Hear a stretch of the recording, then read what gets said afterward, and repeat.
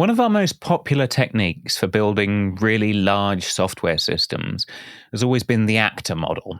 There's no shortage of people in the Erlang world or the Scala world who tell you how flexible and reliable it can be.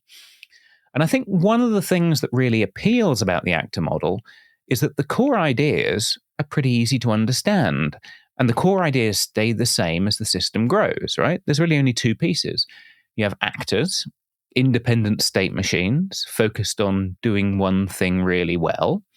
And then you have this communication system between them that does have some subtleties, but it doesn't seem to care whether you're talking on one CPU or across multiple cores or across a network or across data centers or across an unreliable network that covers different countries.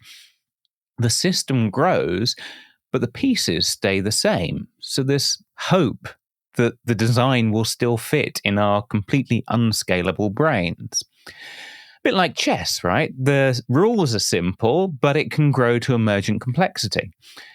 And that brings me to the two questions that I've always had about actor systems. The first is emergent complexity. How do you ensure that as your system grows, the complexity of those actors interacting with each other is the kind of complexity you were hoping for? And then second, if you're starting with a large system in mind, how do you break that down into individual actors? Are there design patterns? Are there good ways of thinking about it? Is there someone who can navigate me through the actor model? Well, joining me this week is Hugh McKee. I met him recently at a conference where he was talking about designing actor-based systems. And we got chatting about that. And we got chatting about the parallels between actor-based systems, which he knows, and event-based systems, which I've always been interested in. And yeah, I immediately invited him in to come and answer my questions and hopefully some of yours. So let's get asking. I'm your host, Chris Jenkins. This is Developer Voices, and today's voice is Hugh McKee.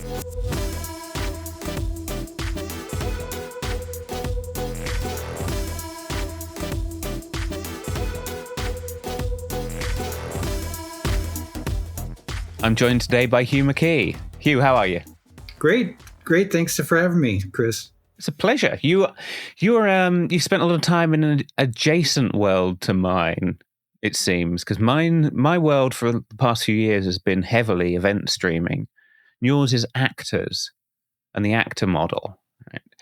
And they are two parallel tracks that almost sometimes meet but aren't quite there. Yeah, you're right. And I'm kind of surprised that they don't overlap more because I think as we get into some of the things we're going to talk about, there is event streaming and the actor model, I think, really go together because there's a lot more to the actor model than I think what most people might be familiar with, which is typically not a lot. Well, we're going to get into that, but I mean, you raised the point we have to start at, I think, which is give me your personal definition of the actor model. I always like hearing it from the experts because you'll have your own spin on it. Yeah, and there's a lot of spin. One thing I always like to say is if you look at the Wikipedia definition of the actor model, you just look that up. Whoever crafted that opening paragraph or two did an outstanding job summing up what an actor is. But fundamentally, an actor is very simple mechanically. The idea is that an actor is a unit of software, and it really represents a unit of state of something. So if you're an object-oriented programmer or any kind of developer that's familiar with objects. State is basically an object. It's an object that has attributes and things like that. That's a unit of state. Yeah. So you think of an actor as this representing this unit of state. An instance of an actor is representing this unit of state. But where things really get different, though, is the only way that you can communicate with an actor is to send it asynchronous messages. So basically, sending it commands. So you don't. Like with an object, you have methods on an object and you invoke a method on an object, and that method performs some kind of, say, state changing transformation to the state of the object. That's not the case with actors. That actors are indirectly communicated with. It's like, and I always like to use the analogy that humans texting each other. In effect, we're sending each other asynchronous messages. We're having a conversation, but I type a message and send it to you. Maybe you get it, maybe you don't. But and maybe you get it, but you don't respond immediately, or maybe you do. But it's kind of like almost like a fire and forget. I sent you a message. I can keep going on and doing what I'm doing while I'm waiting for, say, a message to come back from you. So this is how actors communicate with these messages. So that there are certain messages that you can send to an actor, and then if you look at the definition, the actor, when it receives a message, has the choice of how to react to that message. And how it reacts, it has a behavior. And that behavior is often dictated by the state. So as an example, say you have an actor that represents a shopping cart, and you send it a command, a message, say, hey, add this item to the shopping cart. Well, the behavior when the shopping cart is not checked out is, okay, I'll add the item to the shopping cart. If everything looks good with the quantity is good and the product is known and everything looks good with the request, the actor will change his state, add the item to the shopping cart, and maybe send back an acknowledgement or send back a message. But this is not required, but it sends back a message to the sender saying, yeah, I did what you asked me to do. Or it sends a command to an actor to add an item after the cart has been checked out. So in that case, the behavior of the actor has changed. It's not going to allow the shopping cart to be changed anymore because it's been checked out. So this behavioral thing is part of it as well. It's like a tiny little state machine, right? Exactly. It is. It's a tiny little state machine. And tiny is, small, focused is kind of one of the characteristics of an actor. Another part of the definition of an actor in reacting to a incoming message could be that it also can send messages to other actors in response to that message. So it's like, say you have an actor that's representing the state of a device, like a temperature sensor on a machine. Right. Yeah. And the sensor is constantly sending messages, they say every second or every minute or whatever frequency, what its temperature is. And when the temperature is okay, the actor gets that message and goes, okay, everything's fine. I don't need to respond. But then say it gets a message in and say, hey, it's hot. And the actor gets that message and goes, oh, this temperature is over the threshold of where it should be. I need to alert somebody. So it's going to then, in that case, send a message maybe to another actor to say, hey, we got a motor or a sensor that's registering as hot. We need to react to that. Yeah. So, and this is a form of delegation as well. Is like the actor that is receiving the temperature telemetry messages is only there to respond to deviations out of the normal range. Other actors are responsible for, say, reacting to, hey, we got to censor this out of range. So you're kind of delegating, and instead of having like one big piece of code that does everything in, say, one object or a set of objects, kind of a more monolithic type of way of doing things. Yeah. With actor models, you tend to decompose problems into smaller units of functionality that collaborate with each other in a very unique way of this asynchronous messaging. And things really get powerful and amazing, but different. This is, I think, one of the inhibitors for people adopting the actor model is this. It's a different approach to computing. That's the thing that really interests me, right? Because you explain one actor and it all seems very simple, but you play that out into a network of actors, into a large application, and it seems like the game has changed. The way you do programming, the way you build systems, the way you think about architecting and breaking down a single problem. And I've always wondered, I mean, are there particular let's start there. Are there particular sweet spots for this approach? You've done a lot of consulting and building. Have you seen Yeah. companies where it works really well, really badly? You know, I don't, I think it's almost universal. Okay. And I'm getting more bold with this. I've been dealing with the actor model since my first introduction to it around 2013. My own personal introduction to it. I stumbled across it when I was taking a Coursera class on Scala, and in that class they introduced Akka, which is the actor model implemented in the JVM, and my head kind of exploded because at the time I was looking for something, and the more I looked into it, it's like, wow, this is really interesting. Fast forward to now, and if you look at what's really interesting that's happening today is AI, right? Right. What's AI based on? Neural networks. What are those little neurons and neural networks? They're mechanically very similar to what we just talked about with an actor. Neurons get signals in and they emit signals out. The biological neural networks are the same principle that, the way our brains work, the way every neural network from insects to worms and insects. There's this study of a worm where they've mapped the entire neural network. It has 302 neurons in it. So they know exactly all the connections to all the neurons in this worm. And there's massive amounts of study that's gone into this, the genetics and everything. But the thing that intrigues me is the neural network. But in any case, what's kicking our butt today?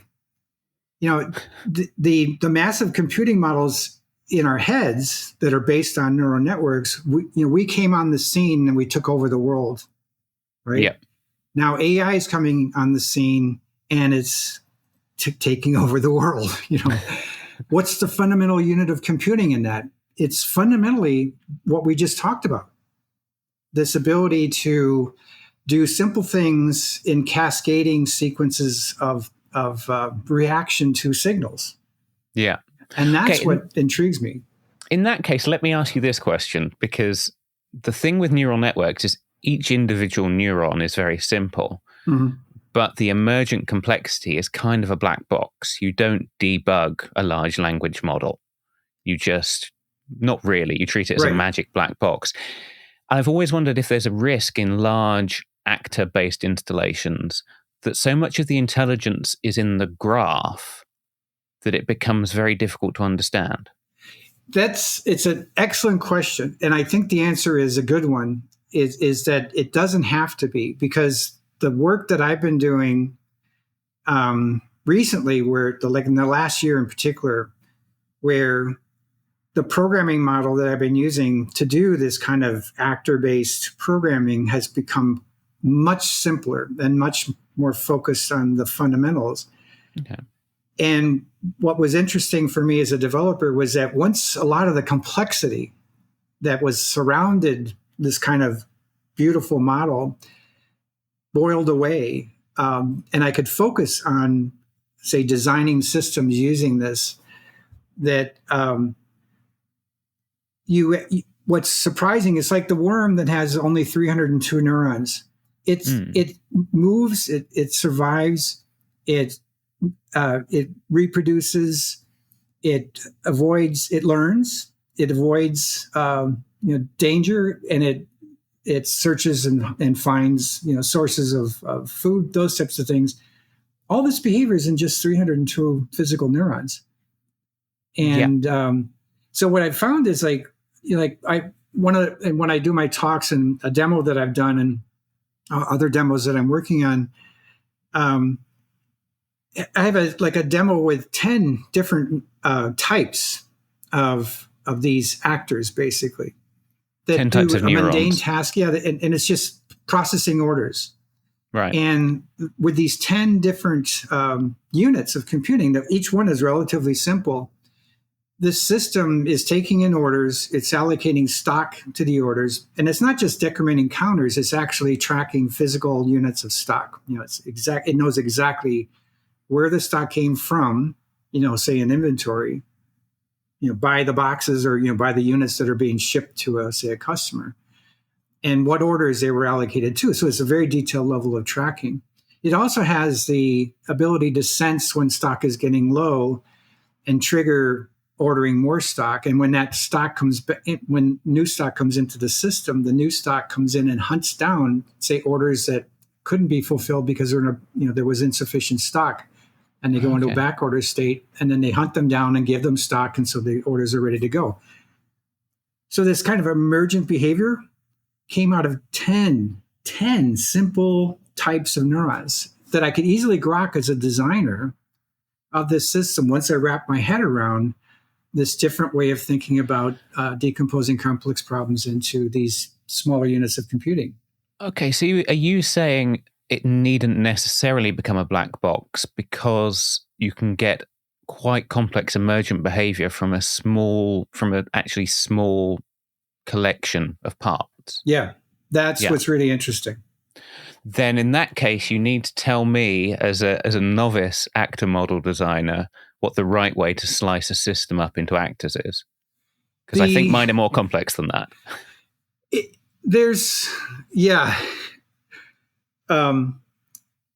Okay, so what was really interesting, and I had to, I use this term, there's this quote that I use in almost all my talks at the end of my talk, but I want to use it now.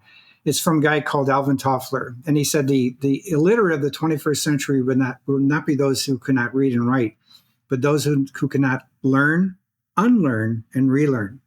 And yes. I really love that, because what I was going through when I came across that quote was I was having to unlearn decades of training and experience in the way I have been traditionally developing systems, implementing and designing and implementing systems, into this new way of how do I solve a problem with the constraints of the programming model that I have with these relatively simple units of computation. And one of the surprising things that came out of it was that in a business system, the messaging that occurs, say, between one actor and another actor has to be reliable, and that's a solvable problem. But when you get that reliability, it comes with a cost. And what I mean by that is that it's at least once message delivery. So what that means is that the consumer of the message has to be able to handle duplicate messages. And if you can't handle it, you end up corrupting your state.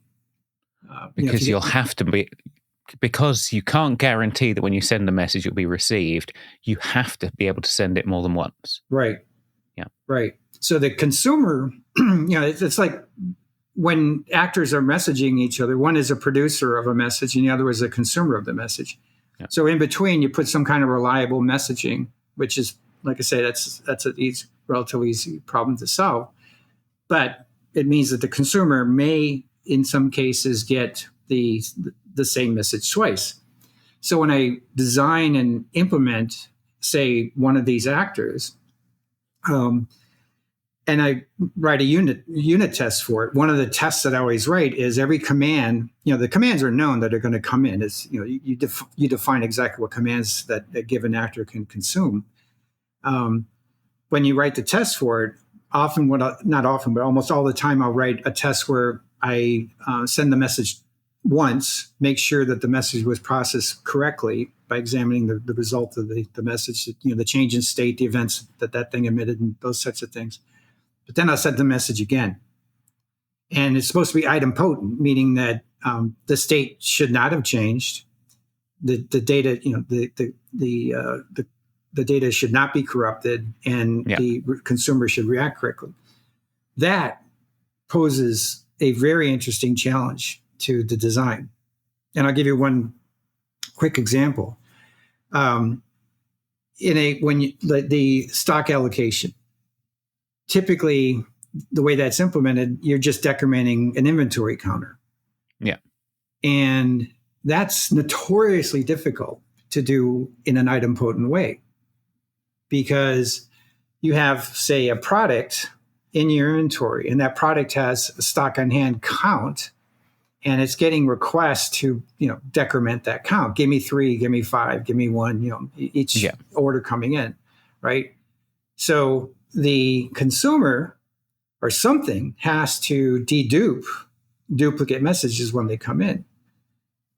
That can be extremely difficult. So does the consumer have to, fundamentally the consumer has to remember every single thing that's asked, like have an audit trail of everything, single thing that's asked for stock, to give me 3, give me 2. Yeah, naively, I'm going to stick a UUID on every stock request I send, but then the stock manager has to have a complete history of every UUID it's ever seen. Right. But now you've got 2 things, because you've got the stock, which is a thing. It's an actor with some state and maybe an inventory count in its state.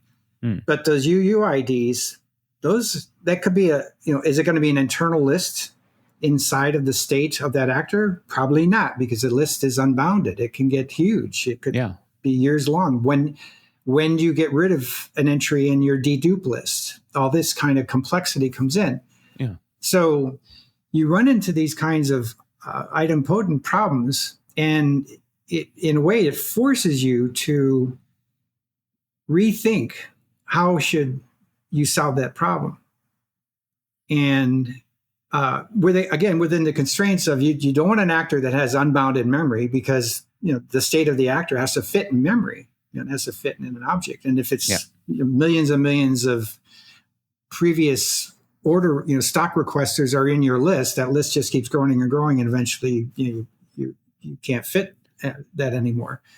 So it's like, okay, that's designs out. Now what do I do, right? And this is what was, to me, what was really interesting, and this is really controversial when I talk to people within my company as well as externally.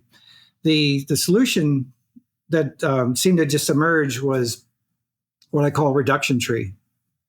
Okay. And a reduction tree is a tree of actors where the leaves of the actors, say, have units, bits of stock in them. It could be a single unit of stock, or it could be a bundle of stock, but it's just a finite amount of stock. And that's the leaves of the tree. The branches of the tree, which are other actors, and they each have their own state, know how much stock each of their sub-branches or the leaves that are attached to it have. Okay. And it's a recursive data structure. So the trunk has the total count of the available stock for a given product, the trunk of the tree. The leaves have the detailed information. So when you're consuming stock, the way the process works is you're consuming a part of a leaf or an entire leaf. And that leaf can remember who consumed the stock. So it's a finite amount of memory. Who consumed my stock? It has its own small audit trail in it. Okay. And so you've solved the idempotency problem. But it comes with the overhead of this tree, that instead of it like a single entity. But then it comes with the benefit that in the case of a single counter that's being decremented, that could be a hotspot. Lots of requests are coming in. Say you're selling a very popular product and there's a run on it. You're getting lots of orders on it. They're all queuing up, trying to get to that counter. You can only, that's a critical path. Yeah. Only one request at a time can decrement the counter. So everybody has to get in line to decrement the counter. When you have a tree, you've provided a more concurrent solution. More requesters can come in because they're not all coming into the same leaf on the tree. They're coming into different leaves on the tree to consume available stock.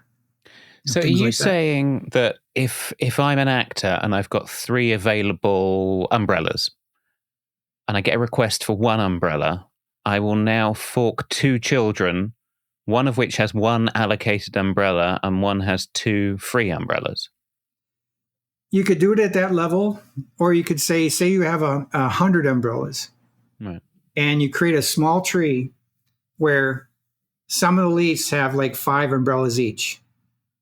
So now you've got, say, 20 leaves on the tree. Yeah. So now somebody comes in, I want an umbrella. They go to one of those leaves and say, give me one. So that leaf remembers, I gave an umbrella to Hugh. And another leaf remembers, I gave an umbrella to Chris, right? So if Chris comes back again and says, hey, give me an umbrella, I give you an umbrella, Right. Yeah. You're So, okay. so you still got that. I maintain a list of UIDs, but it's very strictly bounded. Right. Right. And Right. if I, as the ordering service, say, hey, I need 3 umbrellas, I talk to the top level parent, but that's sharded by product ID, are we saying? Yeah. Yeah. Okay. Okay. I can see how that works. So what's really interesting is this concept of a reduction tree came out. It's just out of desperation. I was think, how do I solve this problem, this item potency problem? The counter thing won't work, and I was trying different. This was just a thought exercise. Yeah. On my part, because this was new to me, and it was. Maybe I do this, and I'd go, and I run into something. Go, no, that doesn't work. Scratch that design. Do this one. No, this doesn't work. And the item potency thing kept beating me up until it kind of forced me into this more of this reduction tree concept. Then all of a sudden, as I got that wrapped into my little brain on how to make this work. Yeah. This was a solution that popped up in other situations. So in that demo I was telling you about that I used to talk about these things, of the 10 actors, 4 of them use the reduction tree pattern, I call it. 4. Okay. Yeah. And for different things. And as another, in another design, which is not, it's stock related, but it's payments. So what's happened, this is a design where there's a large volume of consumer transactions are coming into a system, and those transactions are being processed by a processing entity. And the system is supposed to take those monies and do merchant payments, is called. So everybody gets a little cut of our Starbucks purchase, right? The Starbucks gets the big cut, the credit card processor gets one, the company processing the transaction gets one, maybe somebody else gets some money. So the money coming in from that transaction flows to different merchants, basically.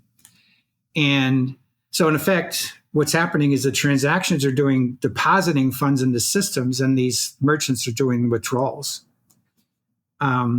So it's similar patternistically to orders coming in that want stock. The orders want to consume stock. In this case, the merchants want to consume deposits. The merchants want to do withdrawals against the deposits. So reduction tree, same pattern. That makes sense. Right? Yeah. Are there any other big patterns like that? Yeah, that's the biggest one. The another one is I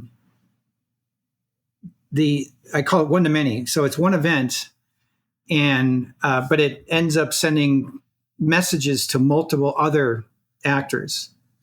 Yeah. So as an example, you have an order that comes in, and that order has a list of order items. So we're classically trained to process the order. We write out code to process the order. We process all the items. It's all like one microservice or monolith or whatever, type of thing. But it's like, here's the order processing flow. Could use a lot of different objects and whatever, but it's kind of a monolithic flow. In this case, you're breaking down that process. So there's a finite amount of processing that's directly related to the order, but there's also a finite amount of processing that's directly related to the order items, each one individually. So here, then, what an approach that you can use is that there's an actor that has the functionality for handling an order, but just the order. It delegates the responsibility for handling, like getting stock for an order item, to each order item. So if an order comes in with, say, 3 order items, that actor creates 3 child actors, 1 for each order item. Okay. Right. Yeah. So go ahead. So do you find that you're in that scenario, and maybe you've got to send a message off to several different services? Let's say 10. The message has to fan out to 10 places. You get halfway through, you sent 5 of the messages and the other 5, and then something goes wrong and you miss the other 5. When you come back, would you try and reconstruct from that point, or would you just say it's all idempotent, so just refan out the whole 10? That's an excellent question. And this is where we haven't talked about it yet, but this is where event-driven comes in. And reliability. So the idea is that you have an actor that's emitting, commands are coming in. But instead of thinking of it as emitting messages, it just emits events. Right. So, for example, with the order, a message comes in, but think of it as a command, create an order. And that message contains, the information about the order, including the list of the order items, product 1, quantity of 2, product 2, quantity of 3, and so on. So that order actor gets that message, and then it emits an event that says order created. And that order created contains that list of order items that are in the order. Well, something picks up that event and uses that to communicate messages to other actors. So it's a bit indirect. Instead of the more imperative flow of one actor gets this command and then it sends messages to other actors, and say it's in the middle, just like you're saying, it's trying to send 10 messages, but it's 3 in and it fails. So how do you recover from that? So to mitigate that and to harden it, you simplify it as well. The actor simply emits an event. That event gets persisted into a database. Right. So this is going away from seems like going away from what I think of the pure actor model. It is to a certain degree in the messaging piece, because it's dealing with the realities of the harsh realities of running in a distributed environment, running in an environment that can turn off, stop at any moment, right? You have to deal with that. So you still have the heart of an actor, right? It represents state. It's still messaging, but in this case, what it's messaging to is it's messaging to a persistence layer. Please save my event, because until that event is saved, the actual change, it didn't happen until it's permanently recorded. It's like, event journals were invented thousands of years ago as soon as we started playing with money, right? Yeah. And the event journal was there. It just fell out intuitively, pretty much in our human brains, because we had to account for every single change to a pile of money. If money's being added, who added it? If money's being taken away, who took it? So that event journal is that. We've been doing, like I say, I don't know how many thousand years we've been doing it, but as soon as we started trading shells and whatever other things we found valuable, to represent. And it kind of reached its perfect model, I think, in the Renaissance, when suddenly events with money weren't just happening here, but they were shipping around the world too. Right. So you needed to keep track of what was happening to your accounts across the ocean. Right. With the inherent risks and delays and latencies and all those types asynchronous of things, right? messaging of ships. Exactly, right. So what's happening is that the event is stored, and then something picks up that event, and that's the thing that's used to communicate. So it's in the middle of, it says, I got an order with 10 items. I need to send 10 messages off to other actors. It's in the middle of that, and it blows up. So now when the system recovers, that broadcasting of messaging, that process recovers. It comes back up and it goes, all right, I'm going to pick up where I left off. This is basically exactly how Kafka works, for example, right? When it's messaging. So it picks up where it left off and then goes, okay, I got this order. I need to send 10 messages. So this is where the idempotency kicks in, right? Right, yeah. 3 or 5 of them already got the message. They're going to get that duplicate message. So they need to behave properly when they see that duplicate message. The other 5 didn't see it, so that it's a new message to them. But it'll keep doing that until that process of reading that event from an event journal, broadcasting off to, say, 10 other actors, is all 10 of it successfully acknowledged. Then it goes, okay, this event has been processed. I'll go to the next event and process that one. Yeah. Okay, so let's briefly look at the implementation detail of that, because I think when people think of actors, they probably either think of Erlang or Akka, right? And you're in the Akka world.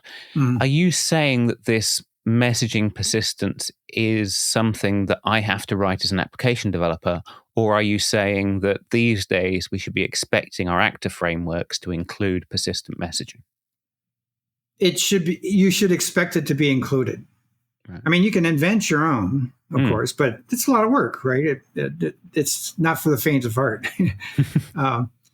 It's a and there's a lot more to make that work, a lot more to it. But conceptually, this is the model that's emerging. That we're, my company and others I think are so excited about. I call it.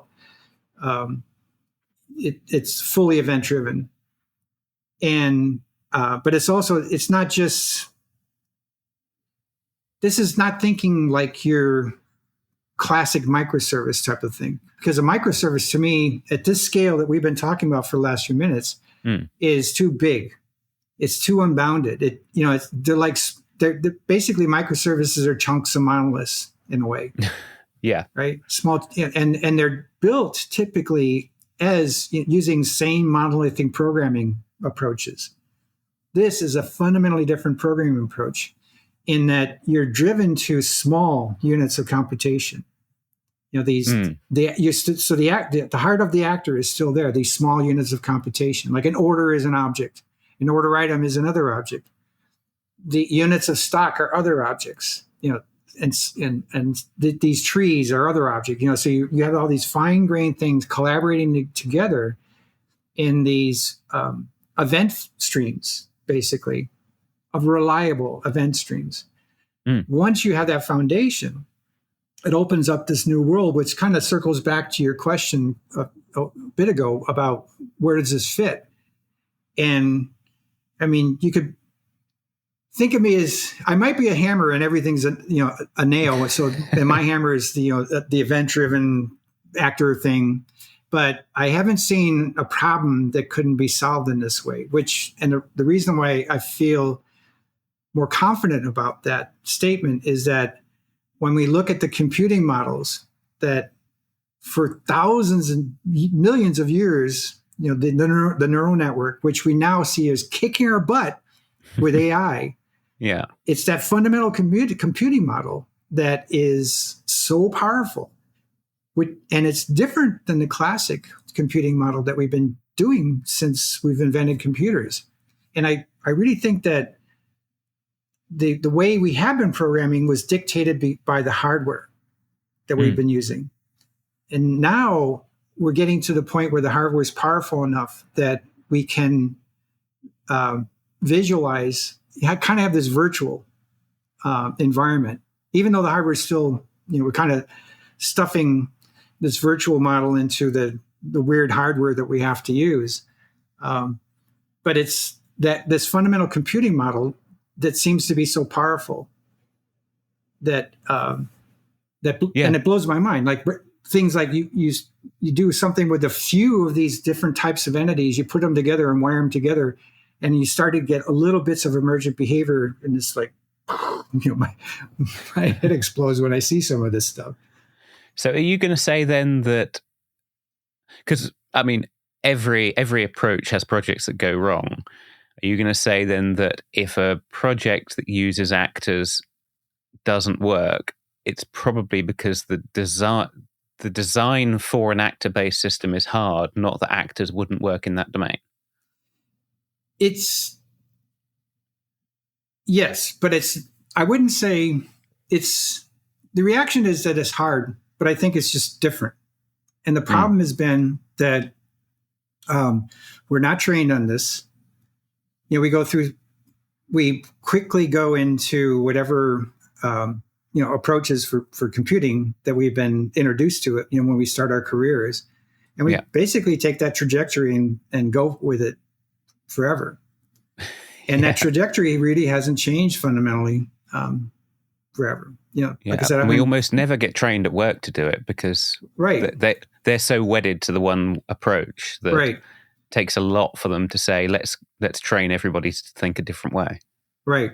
And there's a tremendous amount of dogma involved in the way we compute, which prevents us from and puts up roadblocks basically into looking at alternatives for computing, which is, I mean, it's a cold-hearted reality, right? The economics of the whole thing, because it is different. You have, like I said, that's why I really like learn, unlearn, and relearn. But I think that what is starting to happen, that could happen, is that we'll get more and more literature, material, information, more of us talking about these types of things, that it'll become maybe more common. I don't know. It's hard because there's so much momentum in the traditional ways we've been building systems that it's hard to overcome.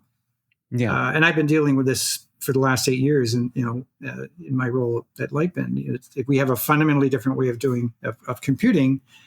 That when like my reaction when I got it is like, wow, okay, this is really cool. I'm going to fight through to learn it because I see what's cool about it. So I'm gonna really put in the work to get onto the other side. Yeah, that reminds me of my journey with functional programming.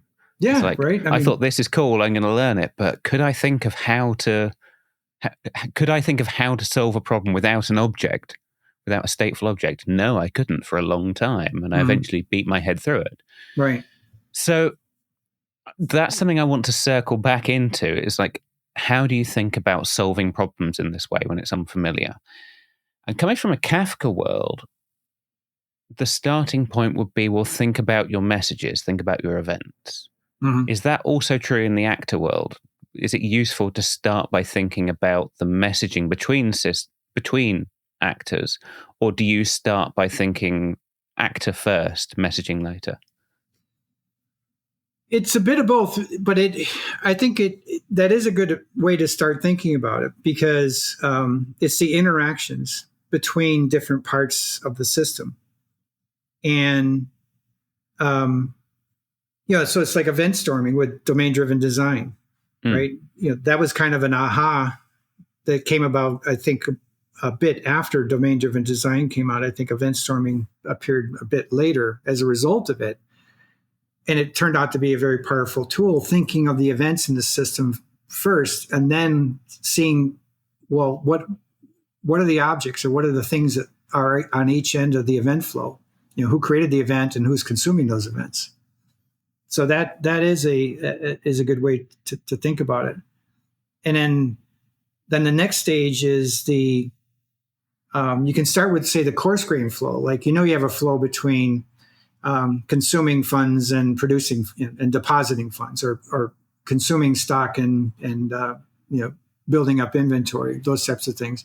Yeah. But then you start decomposing, say, that coarse grain flow into the more fine grain flows that are actually needed to do the computing that needs to be done.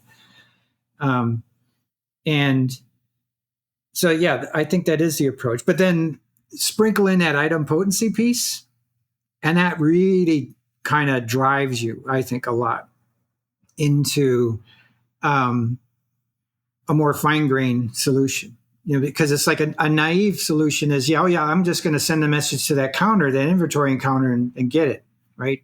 Everything's good. And you go in production, and all of a sudden somebody goes, hey, that inventory counter is way off. What's wrong?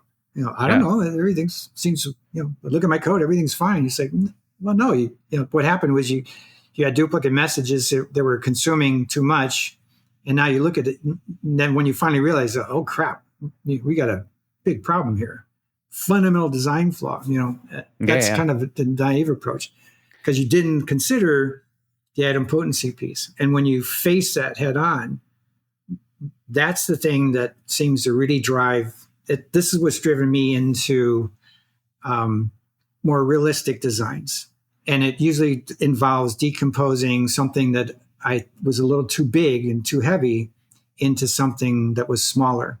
and more lightweight, and delegates, work out from, say, like I say, delegating from an order to order items to units of stock that are needed for the order. That's that kind of an approach. Yeah. Sometimes in computing, you get those problems that force you to rethink your design, and you end up with a more elegant design. Mm-hmm. And sometimes you get problems where you're just working around the fact that there's a mismatch between what you're trying to achieve and the tools you're using. Mm-hmm. And I almost wonder, for devil's advocate's sake, how confident are you that the system you end up with once you've dealt with a problem like idempotency is better than the one you would have started with? That's a really good question, because one of the things, the big pushbacks, is that each step takes time. Each step, persisting an event, it's going to a database. That's one of the slowest things you can do in computing, right? Is write to a database. Yeah. And so, when I started doing these designs, and I started showing people internally in my company as well as externally, one of the horrors were, oh my God, you're doing all these events. It's like, yeah,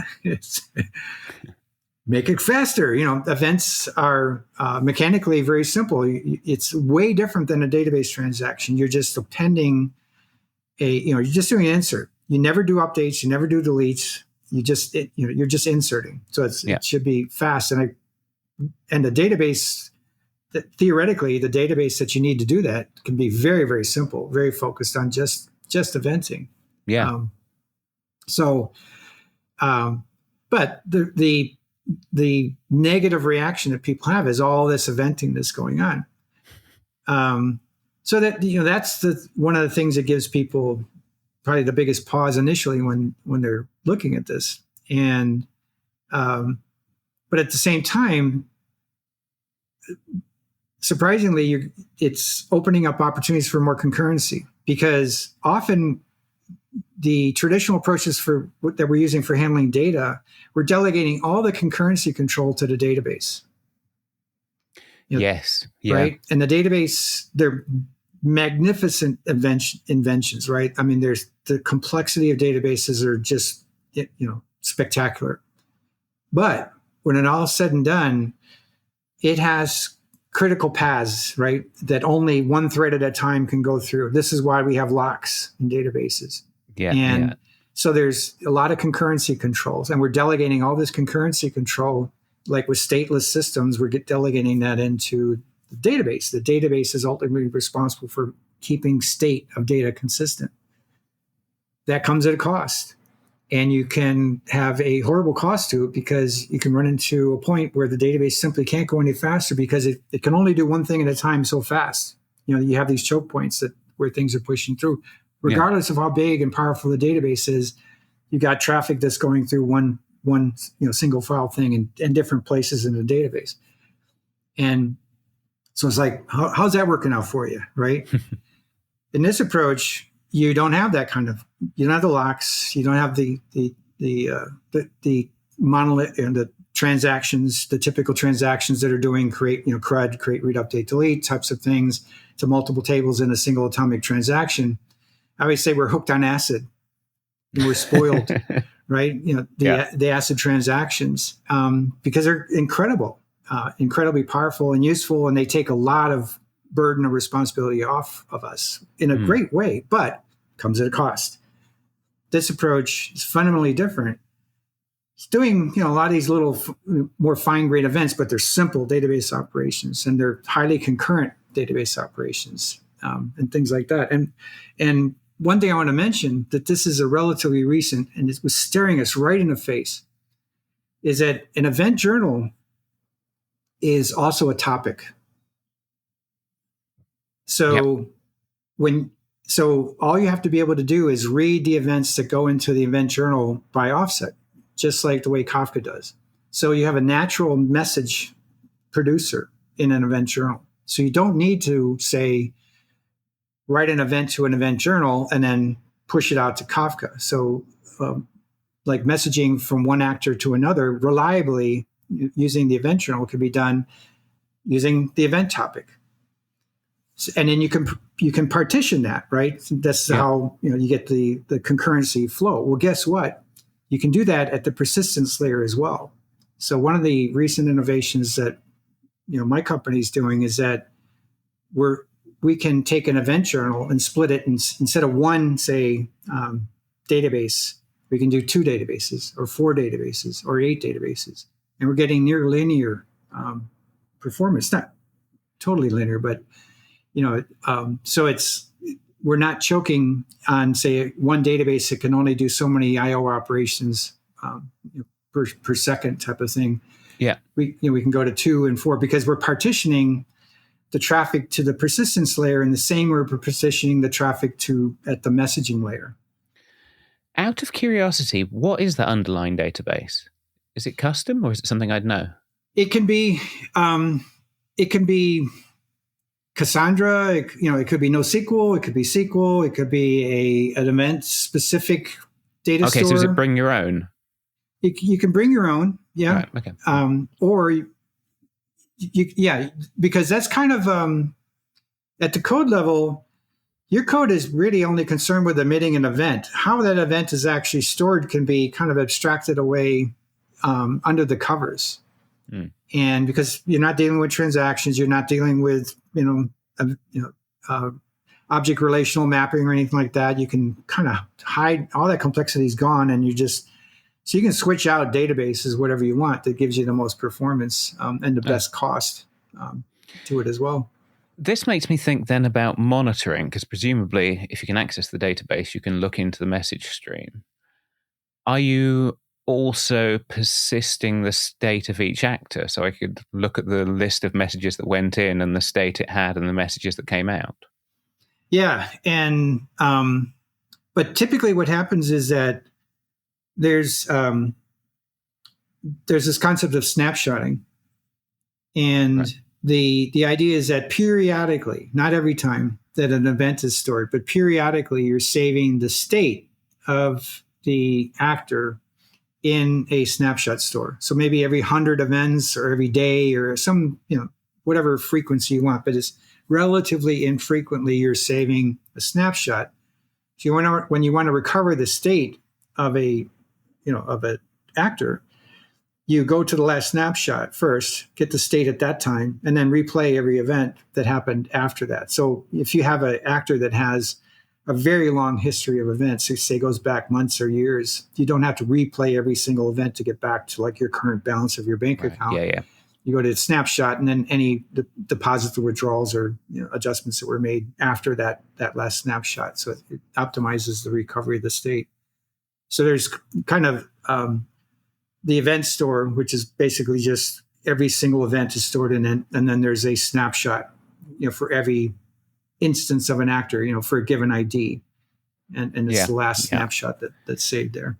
It's really funny to me that, I could almost say that the Kafka eventing world got persistent message queues, persistent message logs right about 10 years ago.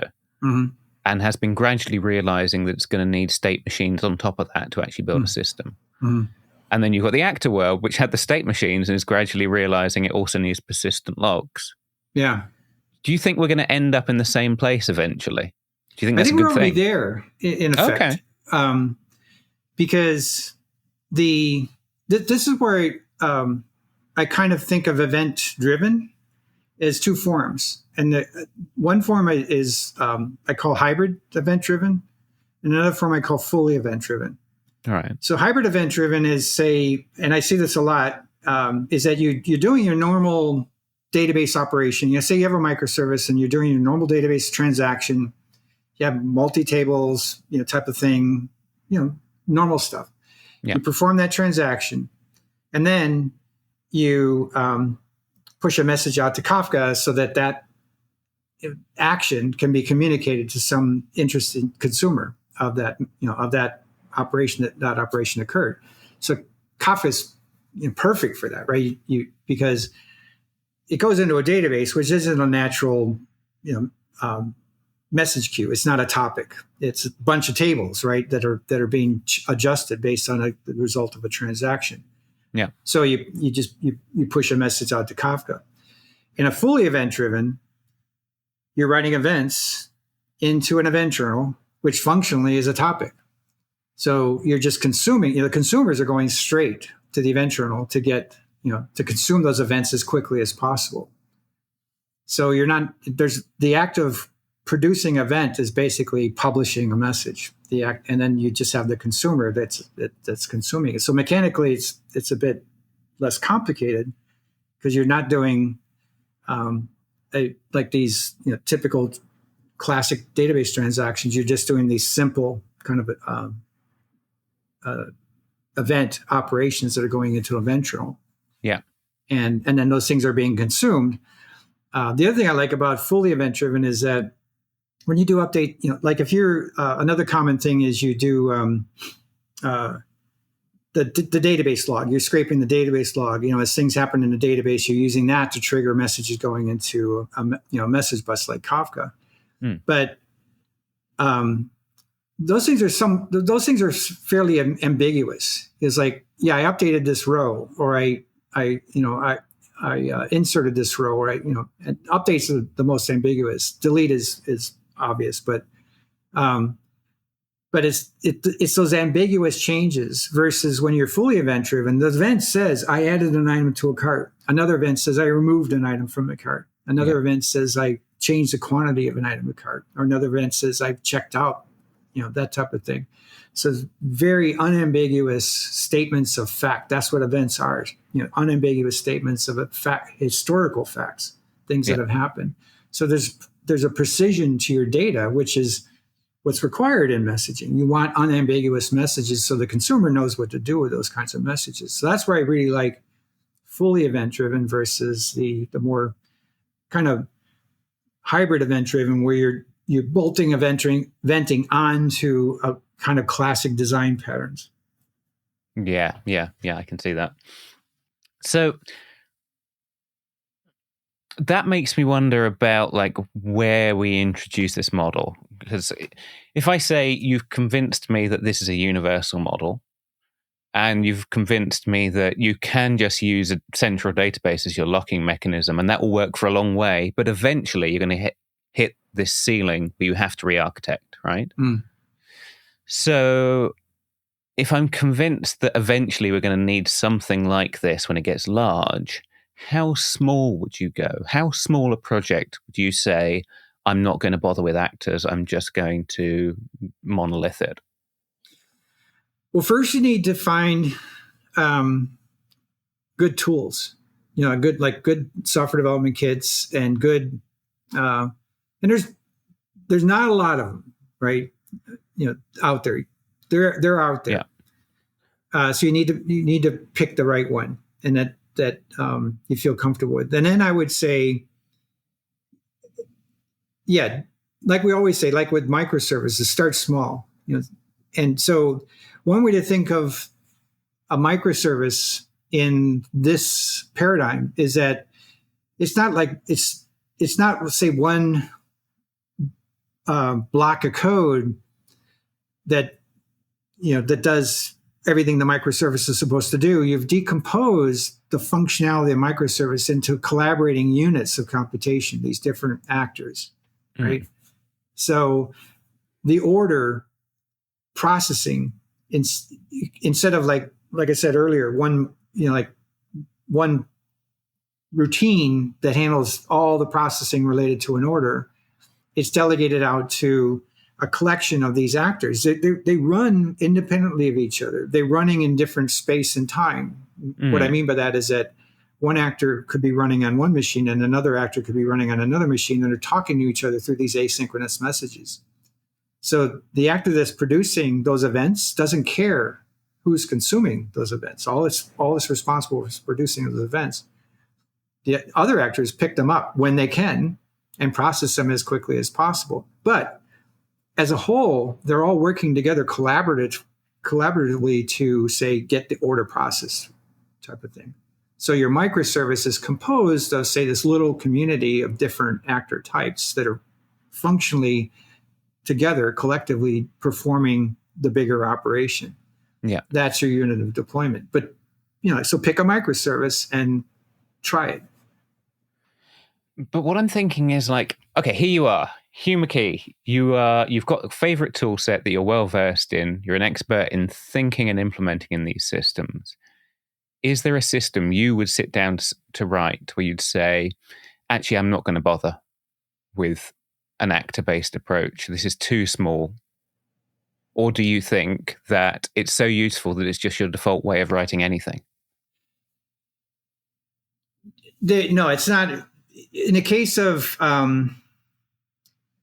like applications where they're simple and you don't have any concerns about traffic, that that the existing, you've done this before, and the existing approaches that you've used work fine, and there's no concern about performance, there's no concern about costs. It's a modest, there's thousands and millions of these kinds of applications, right? And you just bang it out. You've banged out these things before, and you can bang them out again, and you can use AIs to help you bang it out even faster these days. Knock yourself out, right? It's the applications that are going to right out of the gate that are going to be more involved and also are intended to grow. Maybe today, it just say you're in a startup or something, and it's your customers are modest at this point, but you're expecting that this could really spike, pretty quickly. Yeah, that you need to be able to scale up quickly. Then it's those kinds of environments where you've got an application that maybe starts simple, but will grow into something bigger and more complicated, where there's more pieces to it.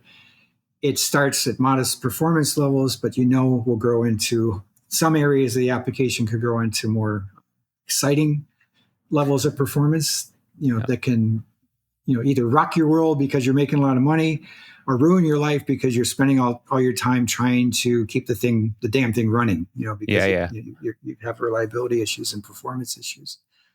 So it's those things. So this is really for those, more kind of bigger enterprise types of applications where you want a programming model that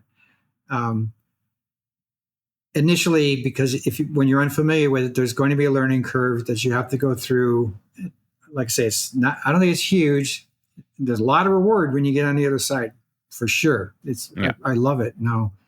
And once you get on the other side, it's going to be hard to go back to, thinking about the other old ways. But once you get on the other side, then you can really start to move fast, because you're, like I say, what blows my mind is the capabilities of the system that emerged from relatively simple composition of these different, the way you're kind of guided into the design of the system, the ultimate outcome of that.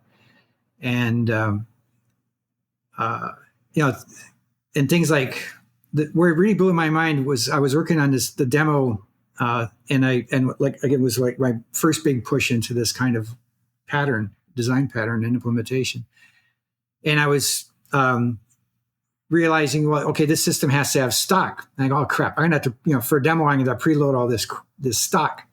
Then I realized all of a sudden, I said, part of the system knew when stock was running low. And I said, oh, all I gotta do is wire the event coming out when stock is running low to send a command to order stock. Now this is a demo system, so I don't have to worry about the stock actually showing up. I can just, the order getting created, that triggers the flow of detailed stock information coming into the system. It's like, wow.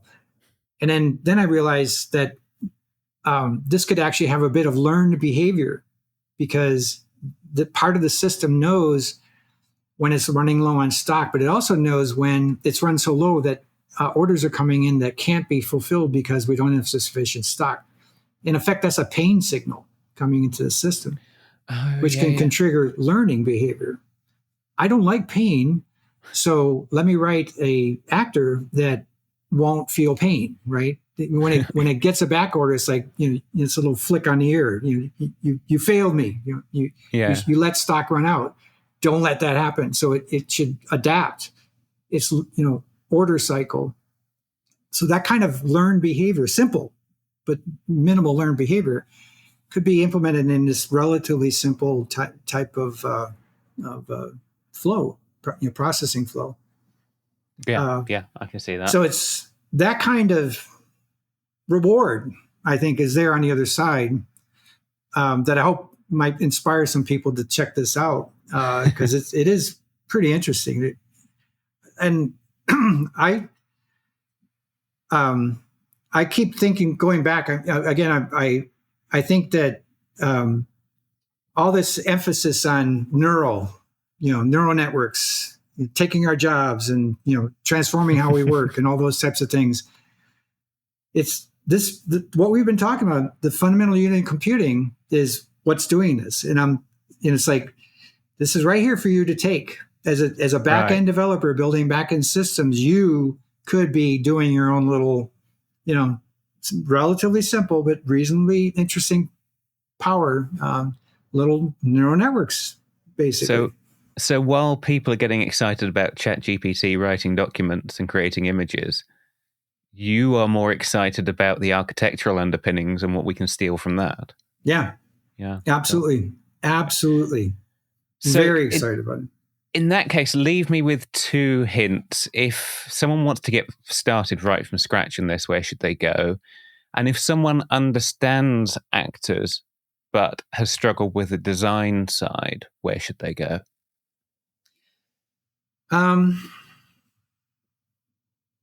Well, my company, I'm at Lightbend, and Akka and there's 2 things. Akka and Calyx are built on all this. So this is where I've been learning all this stuff.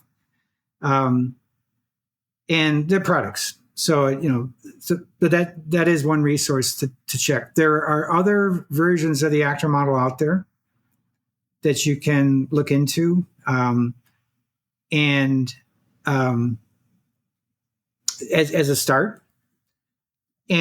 But then there's also the idea of what, like I said, the fully event driven, where you're using an event, you're doing event sourcing. That's another approach. Look for solutions they're fully event driven, because in a way you can think about the things that are producing events are these little kind of neural like actor like things that are producing events, small units of computing that collaborate with each other. So it's theoretically possible to just have a foundational piece that gives you event sourcing and things like CQRS, the command query responsibility segregation for, because event journals are not queryable. So you have to have some, like views that are queryable, but the views are consumers of events, by the way. Yeah. So if you look at event sourcing and CQRS, there's more and more things happening there. If you're looking at various offerings for the actor model, there are things there. But with the actor model, it's that direct relationship between the actor model and the kind of fully event-driven type of approach that makes it enterprise reliable, basically. Yeah. I have. I've been looking around at combining the world of Erlang and the world of Kafka. Whilst there's no chance of me becoming a competitor to Lightbend, that I think is a rich seam of this hybrid, not hybrid, this synergized, if I can use that word, actor event-based model. Yeah, and Erlang's got a long history, right? I mean, they're the ones that really introduced the actor model initially, and they did it for the reason that they wanted to build, it was used to build reliable phone systems. Yeah. Right? Way back, right? 15 years ago or something like that? The actor model's been around since 1975. Yeah. It's almost 50 years old. I sometimes wonder if they, maybe I'm oversimplifying, but I sometimes wonder if, because they're dealing with phone calls, they don't quite have the same long-running monitoring transactional worries that we have, that we're now trying to solve with things like persistent logs. Yeah. exactly. There's just like the pure actor model, which the messaging with actors is asynchronous, but it's what's it called? I forget. There's at least once, at most once is what's it's called. I say it's maybe once. The receiver might get the message, and can you build a system doing that? Well, the phone system you could. In an enterprise system, maybe once. I don't think your managers or your business sponsors want to hear anything about maybe once. No. Type of thing. They want it to happen, right? They want guarantees. So the model is evolving for new constraints, and that's always nice to see in the computing world. Yeah. Cool. On that note, the hope that the future will evolve while we still have time to enjoy it. Yeah. Hugh McKee, thank you very much for taking me through it. Oh, it was great. Thanks a lot for the conversation. I loved it. Cheers. Thank you, Hugh. There is hope, isn't there? I mean, we're a bit prone to taking sides in this industry, but we are at our best, and our future is at its best when we're learning from all these different approaches and synthesizing something new that has parts of each. If you're interested in learning more from Hugh, he was too modest to name drop it during the podcast, but he does have a book called Designing Reactive Systems. I'll put a link to that in the show notes if you want to go and read it. As you begin to scroll down towards the show notes, please take a moment to like this episode if you liked it, rate the podcast if you haven't rated it already, or if you click the share button, you could send a link to this episode to a friend asynchronously, and then you can pretend you're in an actor model. How's that for a link? I should go. I'm going to go. I've been your host, Chris Jenkins. This has been Developer Voices with Hugh McKee. Thanks for listening.